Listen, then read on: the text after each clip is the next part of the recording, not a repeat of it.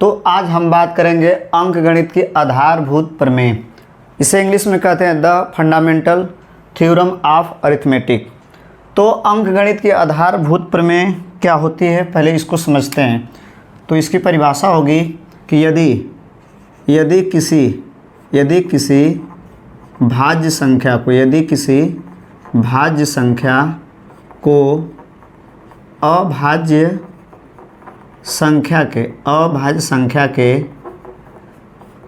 संख्या के गुणनफल के रूप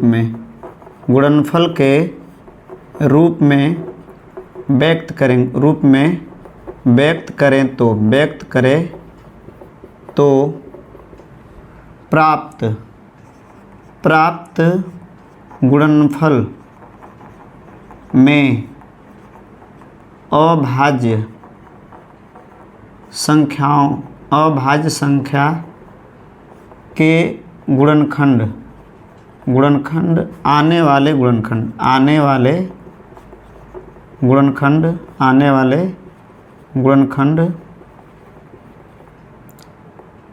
गुणनखंड के क्रम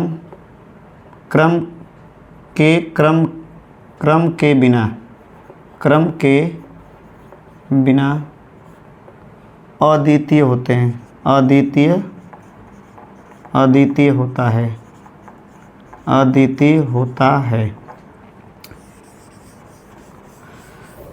होता है। इस प्रमेय का आशय यहाँ लिखेंगे। इस प्रमेय का आशय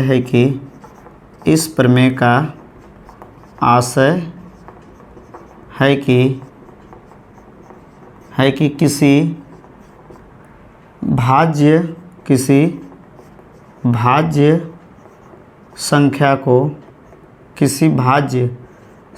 को यदि अभाज्य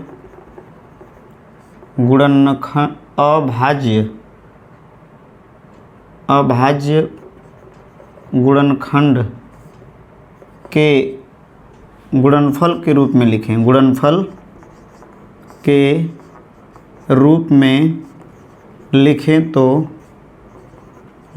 तो उनके आने वाले क्रम पर ध्यान नहीं देते। अर्थात कि किसी भी अभाज्य संख्या को गुणनखंड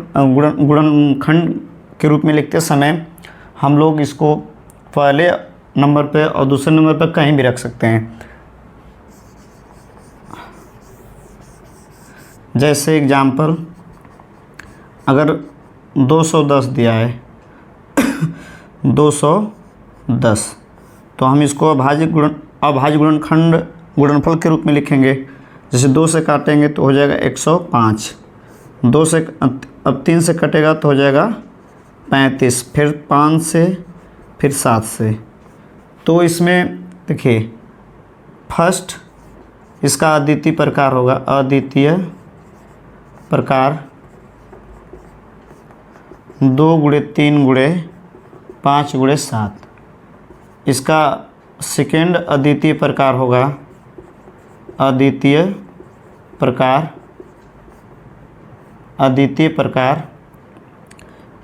3 × 2 × 5 × 7। तीसरा इसको अद्वितीय प्रकार लिख सकते हैं। तीसरा अद्वितीय प्रकार 7 × 5 × 3 × 2। इस तरह मतलब हम कई रूप में लिख सकते हैं इसे। और यहाँ पर जैसे हम लोग इसको 210 को और भी लिख सकते हैं। इसका और भी अद्वितीय प्रकार होगा। अद्वितीय प्रकार जैसे 3 × 7 × 2 × 5। कहने का अर्थ है कि इसको किसी भी रूप में लिखे ये सत्य रहेगा। इसी को हम अंकगणित के आधारभूत प्रमेय कहते हैं। इसके आगे हम इसका अनुप्रयोग भी पढ़ेंगे। अद्वितीय का अर्थ होता है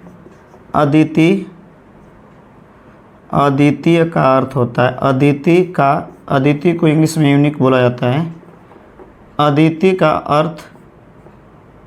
अर्थ होता है अर्थ होता है केवल एक, मतलब इस चीज़ को केवल इसी प्रकार से लिखा जा सकता है, इसको केवल इसी प्रकार से लिखा जा सकता है, इसको हम लोग इसी प्रकार से लिख सकते हैं, इसको इसी प्रकार से लिख सकते हैं। तो इसको पहले समझते हैं। इसको बोलते हैं प्राइम नंबर, अभाज्य संख्या, प्राइम नंबर।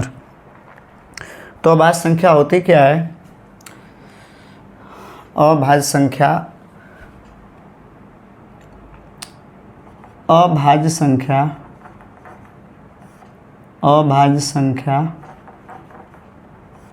के गुणनखंड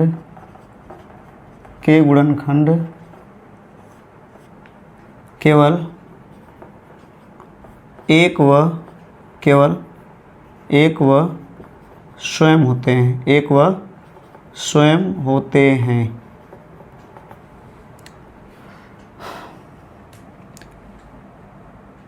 एग्जाम्पल जैसे 2, 3, 5, 7, 11, 13 ... मतलब बहुत ज़्यादा होंगे। अभाज्य संख्या के गुणनखंड केवल एक व स्वयं होते हैं। जैसे 2 को हम लिख सकते हैं 2 गुणे 1, 3 को लिख सकते हैं 3 गुणे 1, 5 को लिख सकते हैं 5 गुणे 1, 7 को लिख सकते हैं 7 गुणे 1। मतलब यहाँ पर जो संख्या होगी और यहाँ पर स्वयं संख्या और इसमें गुणा 1 होगा। मतलब इस फॉर्मेट में जो भी रहेंगे वो अभाज्य संख्या होंगे। क्या होंगी? अभाज्य संख्या। स्वयं संख्या हो और उसके गुणनफल में क्या हो? 1 हो, तो वो क्या होगा? अभाज्य संख्या होगा। अब हम बात करते हैं अभाज्य गुणनखंड।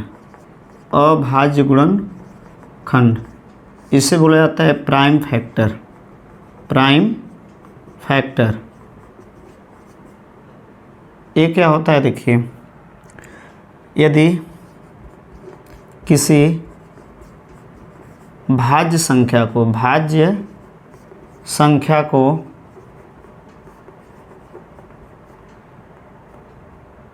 गुणनफल के रूप में लिखें, गुणनफल के रूप में लिखें,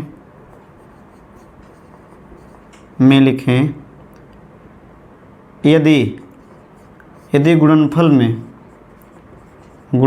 में केवल अभाज्य संख्या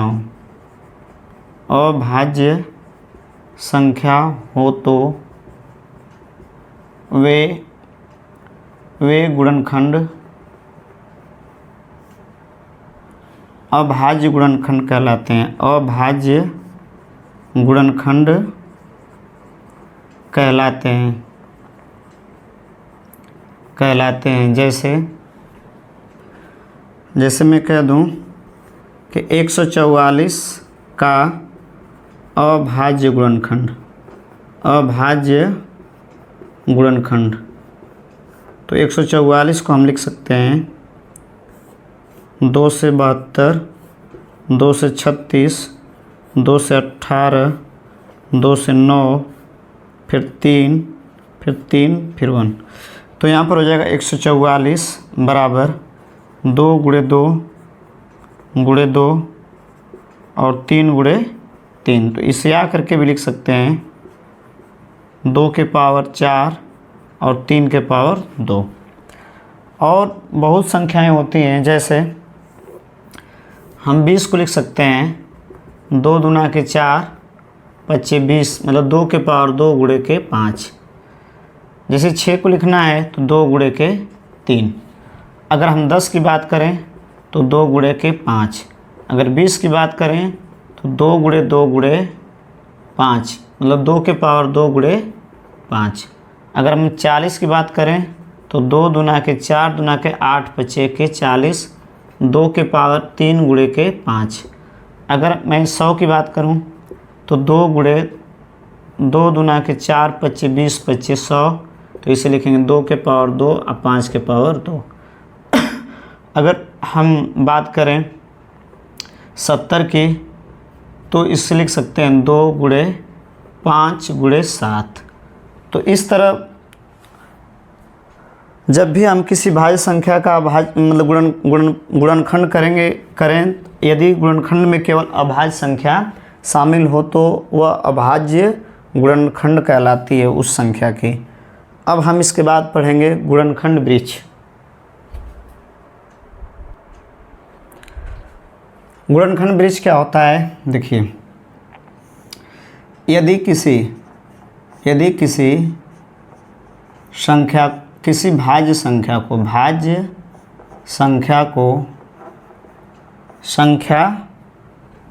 यदि किसी भाज्य संख्या के गुणनखंडों को एक श्रृंखला के रूप में निरूपित करें तो निरूपित करना गुणनखंड वृक्ष कहलाता है। गुणनखंड वृक्ष कहलाता है। जैसे यदि हम बात करते हैं, जैसे 50 का गुणनखंड वृक्ष होगा, तो हम लोग क्या करेंगे, 50 को ऐसे लिखेंगे और यहाँ पर लिखेंगे 2, यहाँ पर लिखेंगे 25, फिर इसको लिखेंगे हम लोग 5, फिर इसको लिखेंगे 5। तो ये हो गया गुणनखंड वृक्ष। आया कैसे होगा, 2 से 25, फिर 5 से 5, फिर 5 से, जैसे कह दिया जाए कि 108 का लिखिए, 108 का गुणनखंड वृक्ष। तो क्या करेंगे, 108 को हम लोग ऐसे कर लेंगे और 2 से कितना हो जाएगा 54। तो यहाँ पर 108 लिखेंगे और इसे बॉक्स में रखेंगे, इस 2 को यहाँ पर लिख लेंगे और इस 54 को यहाँ पर लिख लेंगे। इतना करने के बाद फिर क्या करेंगे, फिर 2 से, तो यहाँ पर 2 लिख लेंगे और जितनी बार भाग जाएगी यहाँ पर लिख लेंगे। फिर क्या करेंगे, इसको 3 से, तो यहाँ पर 3 से डिवाइड करने के बाद 9 होगा, तो यहाँ पर 3 और यहाँ पर लिख देंगे 9। फिर इसको करेंगे 3 से, तो 3 तरीके 9 हो जाएगा, फिर 3 से, तो यहाँ पर 3 और यहाँ पर भी 3। तो यही गुणनखंड वृक्ष है। जैसे और संख्या लिखना है, जैसे लिखना है आपको का गुणनखंड वृक्ष बनाओ, तो क्या करेंगे, 101 और 1001 ऐसे कर लेंगे। यहाँ पर हम लोग इसको 11 से काटते हैं, 11 9 99, फिर 1 हो जाएगा, तो ये 7 से भी कटेगा। तो इसे हम लोग पहले छोटी संख्या से काटते हैं 7 से। 7 एकन्ना 7, बच गया 3, 7 चौको 28, 7 त्रिके 21। तो यहाँ पर 1001 और यहाँ पे लिख लेंगे हम लोग 7 और 143।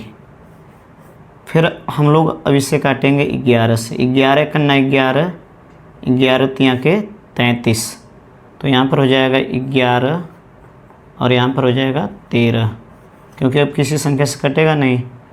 तो ये 1001 का गुणनखंड वृक्ष है।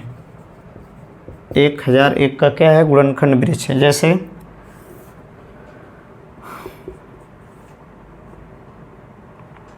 अस्सी का करना है, इसको हम डायरेक्ट कर देते हैं। यहाँ पर 2, यहाँ पर 40, फिर यहाँ पर 2, यहाँ पर 20, फिर यहाँ पर 2, फिर यहाँ पर 10, फिर यहाँ पर 2 और यहाँ पर हो जाएगा 5। तो इस तरह गुणनखंड वृक्ष हो गया। संख्या है, सम अभाज्य संख्या है। तो इसका ऑप्शन जैसे है ए, बी, सी और डी। जैसे यहाँ पर 3, 4, 0, 2। तो समभाज्य संख्या केवल 2 होती है, तो ए आपका 2 आंसर सही है। दूसरा जिस सवाल है कि सबसे छोटी पूर्ण संख्या है, पूर्ण संख्या है। तो जैसे आप लिख लेते हैं ए, बी, सी और डी। तो ऑप्शन आपका है 0, 1, 2, 3। तो सबसे छोटी पूर्ण संख्या 0 होती है। फिर आपका तीसरा क्वेश्चन है कि पूर्ण संख्या होती है, पूर्ण संख्या होती है। ए है, बी, सी और डी। प्राकृत संख्या, पूर्णांक,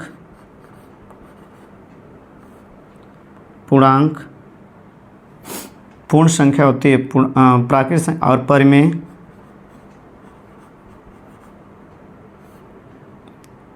और यहाँ पर लिख सकते हैं प्राकृत संख्या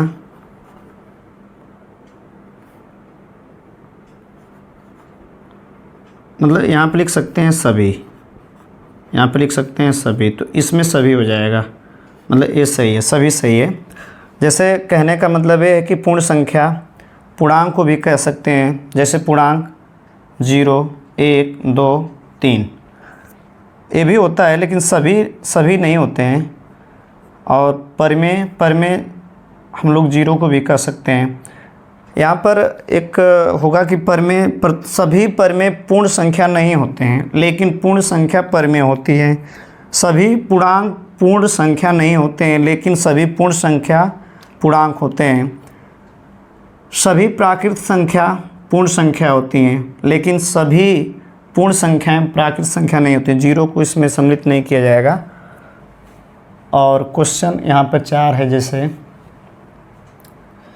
कि 128 का अभाज्य गुणनखंड में 2 की घात होगी, 2 की घात होगी।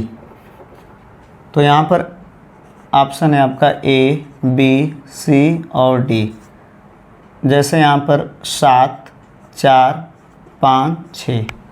तो यहाँ पर पहले हम निकाल लेते हैं 128 को। 128 का 2 से 64, 2 से 32, 2 से 16, 2 से 8, 2 से 4 और 2 से 2 और 2 से 1। तो यहाँ पर 1, 2, 3, 4, 5, 6, 7।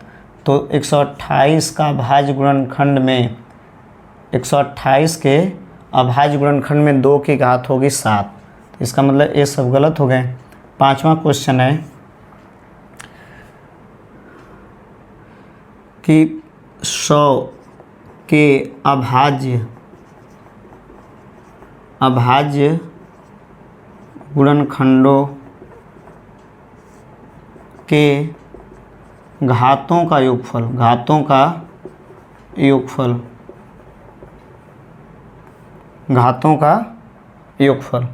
तो ऑप्शन यहाँ पर है ए, बी, सी और डी। 3, 4, 2 कोई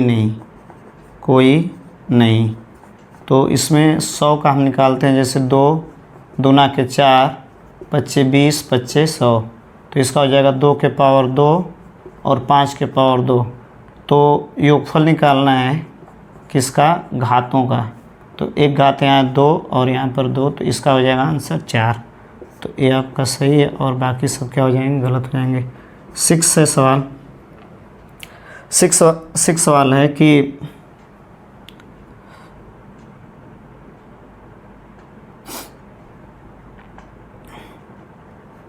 पाँच 100 के अभाज्य गुणनखंड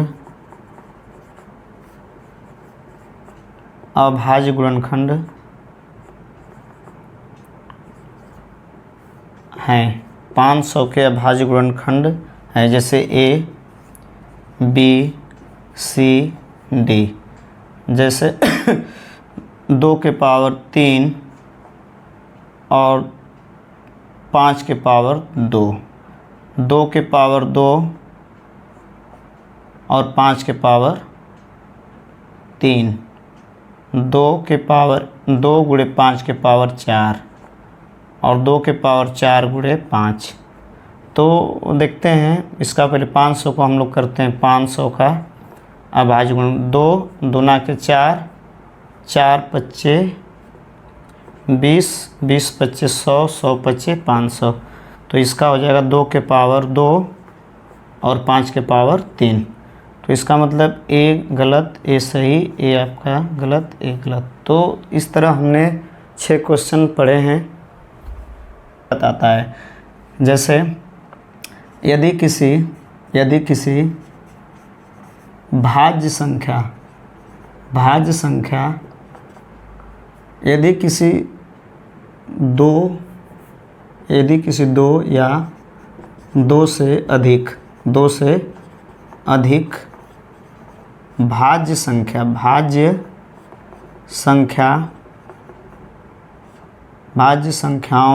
संख्याओं के मस HCF व लस LCM अभाज्य गुणनखंड विधि से ज्ञात करते हैं तो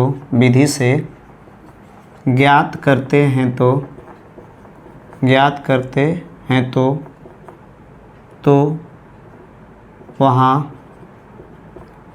अंकगणित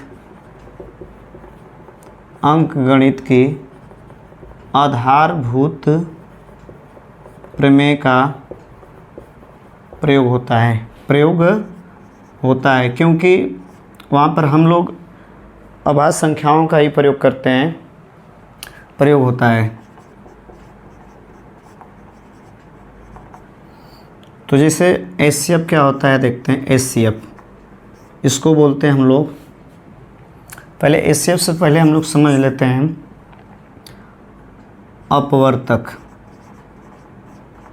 अपवर्तक इसको बोलते हैं फैक्टर, मतलब गुणनखंड। एक होता है अपवर्तय, इसको बोलते हैं मल्टीपल, इसको बोलते हैं गुणज।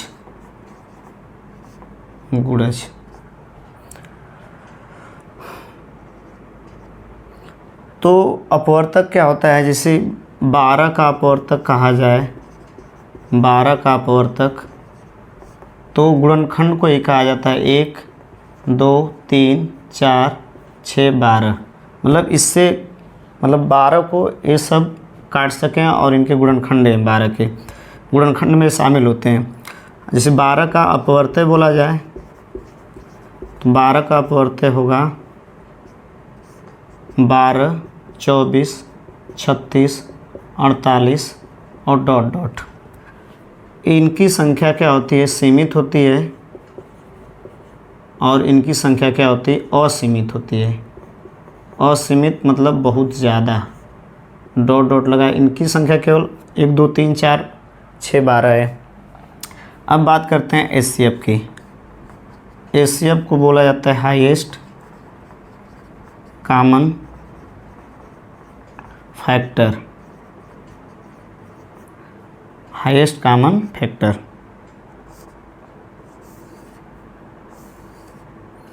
इसकी परिभाषा होती है कि दी गई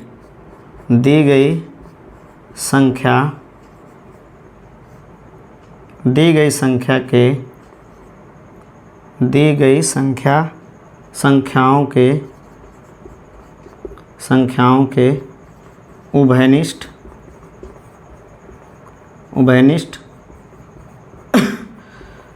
गुणनखंडों का गुणनफल HCF कहलाता है। जैसे मैं कह दूं 12 24 का HCF,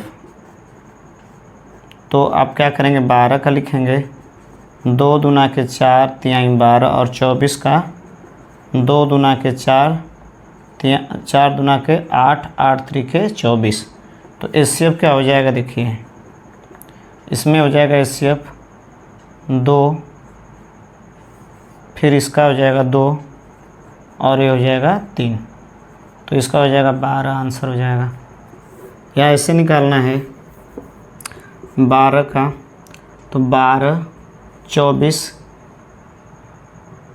नहीं, 12 का अपवर्त लिख लीजिए 1 2 3 4 5 नहीं 6 और 12, फिर 24 का लिख लीजिए, इसके अपवर्तक सीमित होंगे 1 2 3 4 6 12, और 24 का 1 2 3 4 6 8 12 और 24।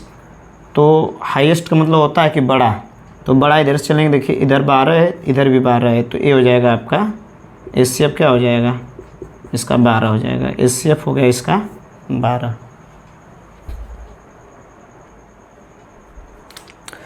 एक होता है एल्गोरिथम मेथड। जैसे इस विधि से HCF कैसे निकालेंगे, जैसे 12 24 था, तो इसका रूप होता है जैसे एक संख्या में हम किसी से भाग दिए B और भाग गई Q बार, और यहाँ पर A ग्रेटर देन B, मतलब B बड़ी है, B छोटी है A से, तो और A कामा B पूर्णांक है, क्या है पूर्णांक, कोई पूर्णांक है, और धन पूर्णांक है, क्या है धन पूर्णांक।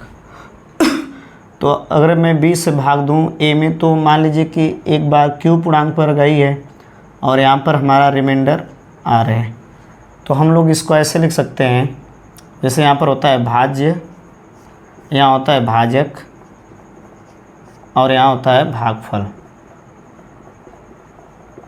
और यहाँ होता है हमारा शेषफल। तो इसको हम लिख सकते हैं भाज्य बराबर भाजक गुणे भागफल